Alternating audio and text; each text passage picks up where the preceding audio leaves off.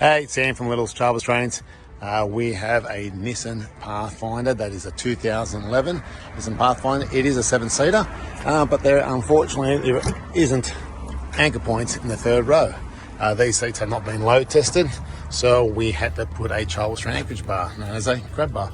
And so you can see here, it's beautifully in there, just enough room for the seatbelt, and there's pathway so it doesn't interfere with the seatbelt.